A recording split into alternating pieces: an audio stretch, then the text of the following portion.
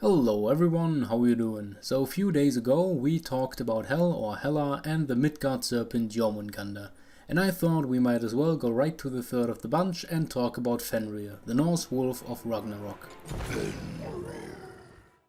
So as most of you would probably guess at this point, Fenrir, with his name vaguely translating into swamp wolf, is the most famous child of Loki and the Jotun or Jotuness Angreboda, and is mentioned in pretty much every major piece of literature of Norse mythology.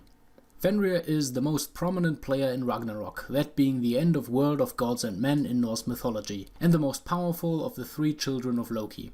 This is not only due to his monstrous strength, but also due to his intellect, as it is suggested that he is not only the strongest, but also the most intelligent of the three siblings. Within the events of Ragnarok, Fenrir is foretold to grow to an immense size and become the most frightening opponent of the gods during the end of days, even fighting and ultimately killing the godfather Odin himself, making him probably one of the most powerful, if not the most powerful entity in Norse mythology overall. However, it is also said that Fenrir will in turn be killed by Odin's son Vidar, even though this is probably due to him being wounded in the fight with Odin beforehand. Now, as the gods knew that Fenrir would become a huge problem in the future, both figuratively and literally, like all of Loki's children, they tried to restrain him with various powerful magical chains in advance. But Fenrir was able to destroy every single chain they tried to bind him with, as he already was frighteningly powerful even though still very young. So the gods ultimately went to the dwarves, which forged the most powerful chain in existence, the Gleipnir. The Gleipnir was light as a thread, made from basically non-existent things, for example the breath of the fish or the saliva of the birds.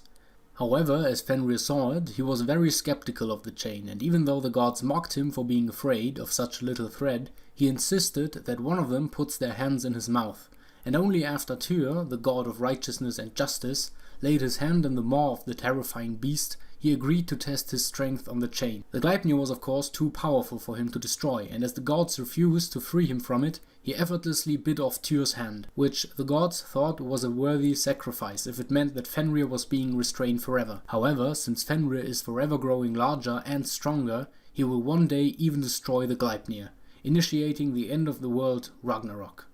Now, due to some sources, Fenrir also has two twin sons, Skully and Hati, which will devour the moon and the sun once Ragnarok begins. Other sources say that Fenrir himself will eat them. So yeah, that was a little video about who Fenrir is in context of Norse mythology. I hope you enjoyed this video. If you did, feel free to like and subscribe to my channel. Also, don't forget to comment which topic you want me to talk about next. May the gods be with you, and I see you next time. Goodbye.